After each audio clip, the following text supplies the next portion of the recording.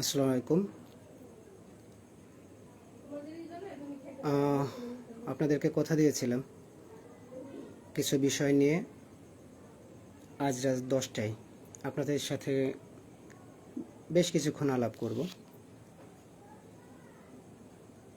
আমি বেশ কয়েকটা দিন লাইভে আসতে পারিনি, আপনাদের সাথে যোগাযোগ করতে পারিনি, তার জন্য প্রথমে ক্ষমা চেয়ে নিচ্ছি।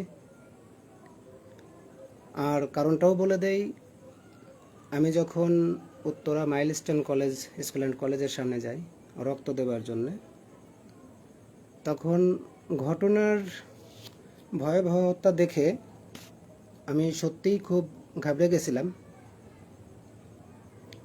আর এতটাই ট্রমাটাইজ হয়ে গেছিলাম যে কাউকে কিছু বলবো, কাউকে কিছু জিজ্ঞাসা করব, আসলে এরকম পরিস্থিতিতে আমি ছিলাম না। তো আজকের যে বিষয়টা নিয়ে আলাপ করব, বর্তমান যে প্রেক্ষাপট, বর্তমান যে পরিস্থিতি আমরা দেখতেছি, তাতে শেখ হাসিনার দেশে ফেরার আশঙ্কা আসলেই কতটুকু সত্যি হতে পারে। আর যদি তা না হয়, বিপ্লবীরা কি শুধুই গুজবকে ভয় পাচ্ছে, নাকি এর মূলে আরও কিছু আছে। আর তৃতীয় যে পয়েন্টটা থাকবে সেটা হলো, যদি এই সরকার ক্ষমতা থেকে চলে যায়, ডক্টর মোহাম্মদ ইউনূসের সরকার ক্ষমতায় থেকে চলে যায়, পরবর্তীতে বিপ্লবীদের কি হবে। আপনারা যারা যোগ হলেন তারা কেউ একজন জানাবেন যে আমার কথা ঠিকঠাক শোনা যাচ্ছে কিনা।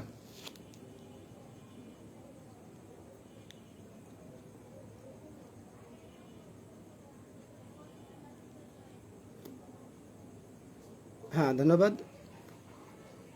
আপনাদের কাছে শুরু করার আগে একটা কথা বলে রাখি। আপনারা সবাই জানেন, শেখ মুজিবুর রহমান যখন সপরিবারে মারা যান, তখন আওয়ামী লীগ একটা বারের জন্য হলেও তাদের নেতৃত্ব শূন্য হয়ে যায়।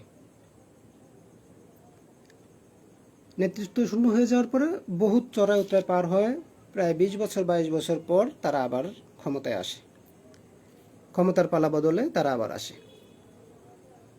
শেখ হাসিনা যখন দেশ ছেড়ে পালায় যায়, তখন এই দেশ একেবারে নেতৃত্ব শূন্য এতটা হয়ে পড়ে যে তাদের শেখ পরিবারের যারা ছিল, তাদের আশেপাশে যারা ছিল, প্রায় সবাই বাংলাদেশ থেকে সবার আগে পালায় যায়। এই যে নেতৃত্ব শূন্য হওয়ার গল্পটা বললাম, শেখ মুজিবুর রহমান মারা যাওয়ার পরে যখন 20 বছরের জন্য আওয়ামী লীগ নেতৃত্ব শূন্য হয়ে যায়, এবারও শেখ হাসিনা পালায় যাওয়ার পরে যে নেতৃত্ব শূন্যতা তৈরি হয়েছে, সেটার জন্যে এক কথায় বলা যাইতে পারে, শেখ হাসিনা মৃত্যুর আগে দেশে ফিরবেন না। যদি আমার এই যুক্তিটা আপনাদের পছন্দ না হয়, আমি আরও আপনাদেরকে যুক্তি দিয়ে বোঝাতে পারি, একটু সময় লাগবে। দেখেন, কেউ কেউ বলতেছেন যে তাহলে কি আওয়ামী লীগ বিএনপির হাত ধরে পুনর্বাসন হওয়ার কোনো সম্ভাবনা আছে? জি ভাই, আছে। বিএনপির হাত ধরে ভোট ব্যাংকের দিকে লক্ষ্য করলে বিএনপির হাত ধরে আওয়ামী লীগের পুনর্বাসন হওয়ার সম্ভাবনা আছে।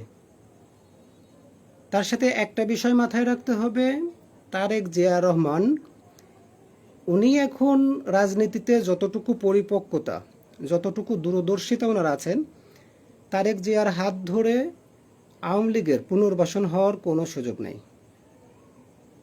আমার কথাটা হয়তো বুঝতে পারেন নাই। বিএনপি একটা বড় পরিবার। বিএনপির ভোটের রাজনীতিতে ভোট ব্যাংকের দিকে হিসাব করে যদি মনে করে যে না, আওয়ামী লীগকে পুনর্বাসন কিছুটা হলেও করা দরকার, তারা করতে পারবে। আর আমরা যদি তারেক জিয়ার রাজনীতির দিকে লক্ষ্য করি, বেগম খালেদা জিয়া এখনও বেঁচে আছেন, তাদের দিকে যদি লক্ষ্য করি, আমরা কখনোই এই কথাটা মাথায় আনতে পারবো না। তার মানে শেখ হাসিনা দেশে ফিরছেন না।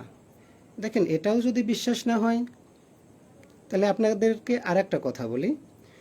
যদি আওয়ামী লীগ, তারেক জিয়া রহমান যদি দেশে ফেরানোর কিংবা প্রত্যাবর্তন করার চেষ্টা করে, এই সরকার যতদিনই আছে, যেভাবেই আছে, এমন একটা সরকার পরবর্তীতে গঠন করে যাবেন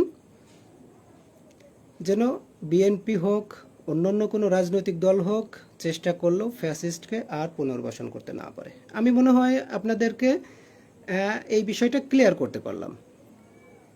জি, আমি আপনার মতো ওভাবেই ভাবতেছিলাম যে আসলে বিএনপি হয়তো আওয়ামী লীগকে পুনর্বাসন করবে। আসলে দেখেন, আপনাদেরকে একদম মাত্র 1 বছর আগের কথা মনে করিয়ে দেই। যে মনে হচ্ছিল যে জুলাই আন্দোলনের পরে 1 সপ্তাহের ভিতর তারেক জিয়া রহমান দেশে ফিরে আসবেন, বাংলাদেশের ক্ষমতা বুঝে নেবেন, এরকম একটা সিচুয়েশনের ভিতর দিয়ে যাচ্ছিল। আপনাদেরকে এটাও মাথায় রাখতে হবে, 1 বছর পার হয়ে গেছে।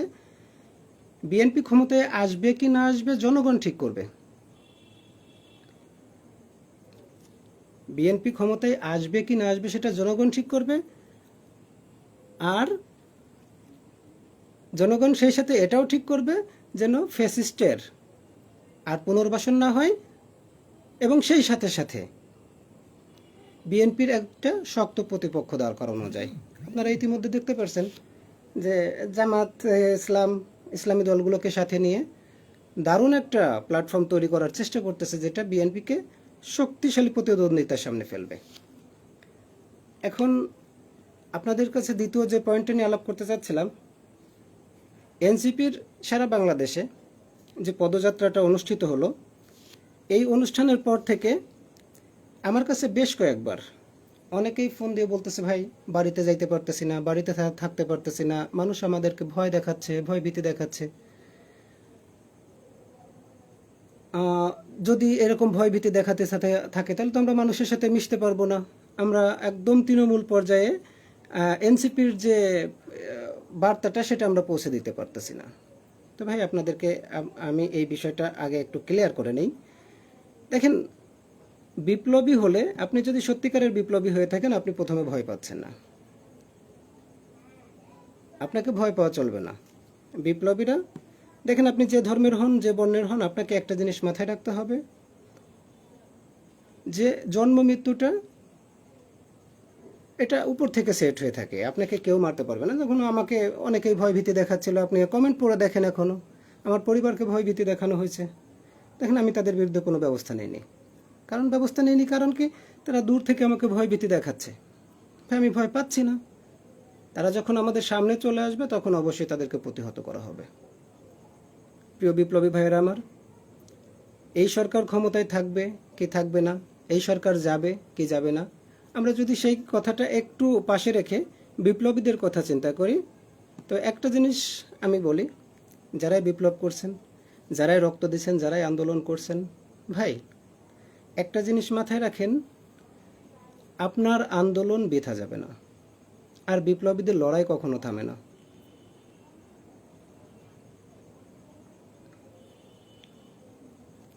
বিপ্লবীদের লড়াই যেদিন থেমে যাবে, সেদিন তাদের জীবনের নিঃশ্বাসটাও থেমে যাবে। ডক্টর মোহাম্মদ ইউনূস এমন একটা সময় বাংলাদেশের হাল ধরলেন যখন এই দেশটা একেবারে ক্ষতবিক্ষত হয়ে গেছে। উনি কি ভালো, উনি কি মন্দ, সেটা জনগণ ঠিক করবে। ওনার দেওয়া নির্দিষ্ট সময়ের ভিতর উনি নির্বাচন দিবেন কি দিবেন না, সেটা রাজনৈতিক ব্যক্তিবর্গের সাথে আলাপ আলোচনা করে নেবে। যারা আমাদেরকে ফোন দিয়ে বললেন আপনারা ভয় পাচ্ছেন, আপনারা সামনে আগাইতে পারতেছেন না, যারা সামনে আগাইতে পারতেছেন না, আপনারা একটু কৌশলী হবেন। আপনারা কৌশলী হবেন এতটুকু যেন আপনাদের গায়ে কেউ টাচ করতে না পারে। গায়ে টাচ করলে কি হবে, আপনার গায়ে একটা টাচ করে ওরা একটা ছবি তুলে রাখবে, একটা ভিডিও করে রাখবে, এটা নিয়ে ওরা ঈদ উদযাপন করবে। আমরা ভয় পাইতে আসি নাই। আমরা ভয় পাইতে আসি না এই কারণেই, আমরা যদি ভয় পেতাম তাহলে আমাদের আন্দোলন কখনোই সফল হতো না। আপনারা একটা জিনিস মাথায় রাখেন, বিপ্লবী ভাইরা যারাই আছেন, দেশবাসী যারা আছেন, একটা জিনিস মাথায় রাখেন, গুজবে কখনোই কান দিবেন না। শেখ হাসিনা ফিরবে না, এটাই সত্যি। চরম বাস্তবতা হচ্ছে শেখ হাসিনার কবরটাও বাংলাদেশে আর হবে না। শেখ পরিবারের কবর কখনোই বাংলাদেশে হবে না। কেউ যদি ফ্যাসিস্টকে ফিরে আনার জন্য সর্বোচ্চ চেষ্টা করে, সেটাও পারবে না। আর বিশেষ করে যারা গোপালগঞ্জে আমার এনসিপির ভাইয়েরা যারা আছেন, কখনো কোনো সমস্যায় পড়লে ভাই হিসেবে আমাকে জানাবেন। আমি আসলে এনসিপির কেউ না, আমি কোনো পদ পদবিতে নেই, আমি রাজনীতির কোনো ব্যক্তিত্বও না। কোথাও কোনো সমস্যা হলে সাথে সাথে আমাকে জানাবেন, এবং সারা বাংলাদেশের যে কোনো প্রান্তে কোথাও কোনো সমস্যা হলে আমাকে জানাবেন, এবং আপনারা এতটুকু বিশ্বাস রাখবেন যে সাথে সাথে যে কোনোভাবেই হোক, যে কোনো মূল্যেই হোক, আপনি সাথে সাথে সেটার একটা সলিউশন পেয়ে যাবেন। ভাই, যারা একটু হুমকি ধামকি দিচ্ছেন, দিতে থাকেন ভাই, গালাগালি দিতে থাকেন। আসলে গালাগালিটার স্বাধীনতার জন্যই আমরা আন্দোলন করছিলাম। আপনি আমাকে গালাগালি দিতে পারবেন, ওই মাঝে স্টার দিয়ে গালাগালি দেওয়ার দরকার নাই। আপনি আমাকে খুব ভালোভাবে গালাগালি দিতে পারবেন। এই গালাগালি দিলে আপনাকে আসলে ওই কি যেন একটা আইন করা হয়েছিল, ওই আইনটার অধীনে আপনার নামে কোনো রকম কোনো ব্যবস্থা নেওয়া হবে না। আপনি অবশ্যই অবশ্যই আমাকে গালাগালি দিবেন, অবশ্যই অবশ্যই আপনি আমাকে হুমকি দিবেন। হ্যাঁ, এটা আপনার অধিকার, এটা আপনার নাগরিক অধিকার। বিশেষ করে সামনে আসার চেষ্টা করবেন না, কিংবা সারা বাংলাদেশে যত এনসিপির ভাইয়েরা আছে তাদের গায়ে হাত তোলার চেষ্টা করবেন না। আপনি যখন একা একা ভোট 50টা 100টা দিতেন, তখন ওই দেশটা আপনার ছিল। যখন আপনার মরা বাপ মরা দাদা এসে ভোট দিত, তখন এই দেশটা আপনার বাপ দাদার ছিল। এখন এই দেশটা সবার, আমার আপনার সবার।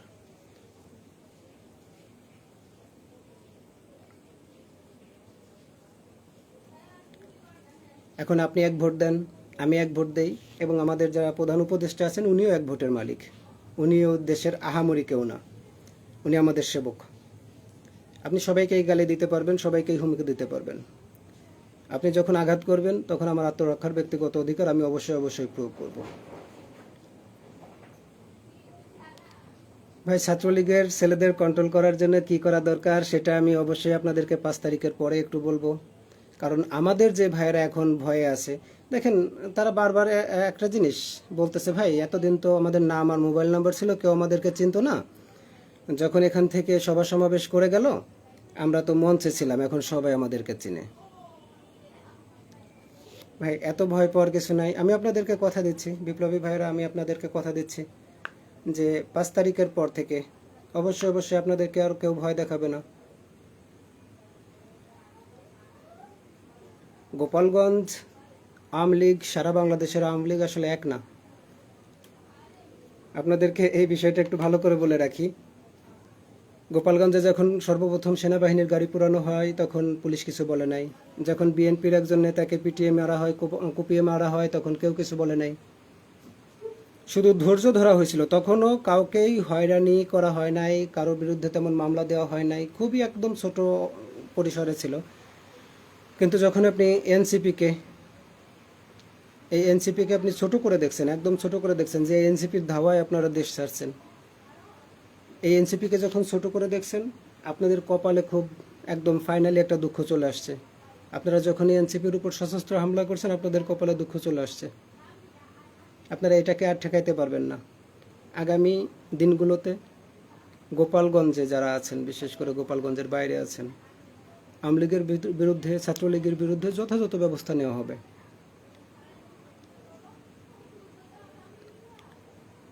আর যাদের কোথাও কোনো সমস্যা হচ্ছে, যাদের কোনো রকম কোনো ভয় ভীতি আছে, ভাই আমাকে একটু ইনবক্স করবেন, দয়া করে আমাকে একটু ইনবক্স করবেন। কেউ যদি আহত হয়ে থাকেন, আমাকে একটু জানাবেন। কারোর যদি আর্থিক কোনো সংকট থাকে, মিনিমাম আমাকে একটু জানাবেন। জানি না কতটুকু পাশে থাকতে পারবো, আপনাদের পাশে থাকবো, চেষ্টা করব পাশে থাকার জন্য। আপনারা কষ্ট করে আমাকে যথেষ্ট সময় দেন, আমি আপনাদেরকে কষ্ট দিব না আর। শুধু বিপ্লবী ভাইদেরকে আমি কয়েকটা পয়েন্ট একটু ক্লিয়ার করতে চাই।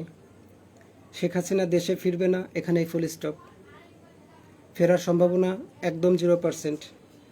বিপ্লবীদের এত ভয় পাবার কারণ নাই, কারণ বিপ্লবীরা ভয় পাবে না এ কারণেই, ফ্যাসিস্টকেও পুনর্বাসন করতে চাইলেও ফ্যাসিস্টের পুনর্বাসন করা এ কোনোভাবেই সম্ভব হবে না।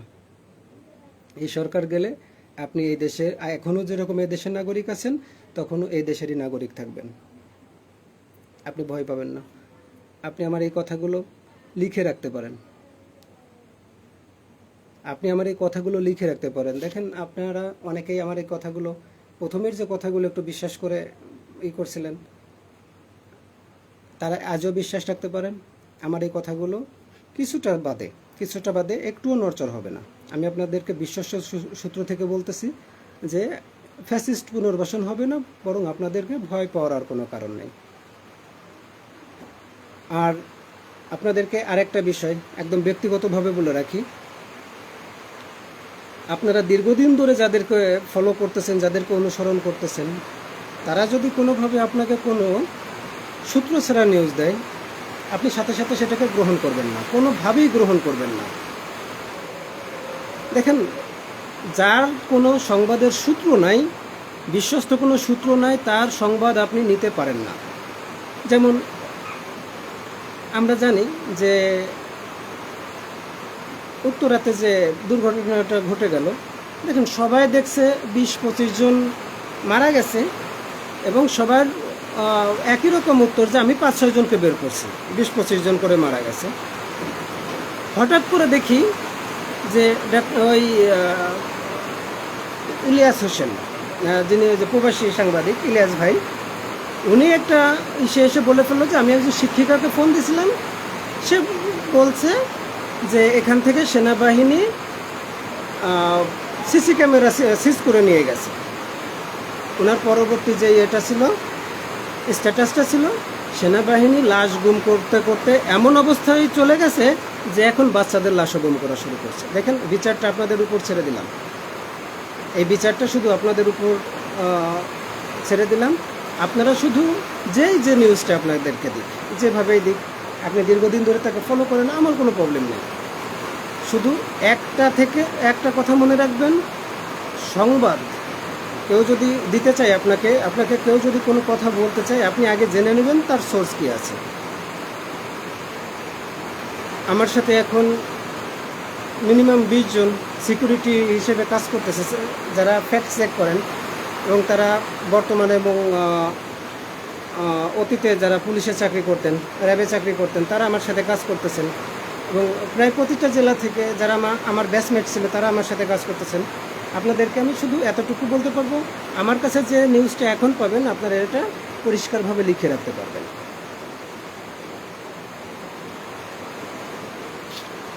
আর যারাই আছেন এনসিপির একদম তৃণমূল থেকে যারা আছেন, আমার জন্য একটু দোয়া করবেন। আমার জন্য একটু ভাই, আমার কেউ যদি আমাকে ধমক দেন আমার খুব হাসি পায়। আমি আসলে হাসতে চাচ্ছি না, ধমকাধমকি করে ভাই কোনো লাভ হবে না। এই কথাগুলো চলতেই থাকবে, এই কথাগুলো বলতেই থাকবো। আমার জন্য দোয়া করবেন। আর আপনাদের কখনো কোনো সমস্যা হলে আমাকে একটু ইনবক্সে নক দেবেন। ইনকিলাব জিন্দাবাদ।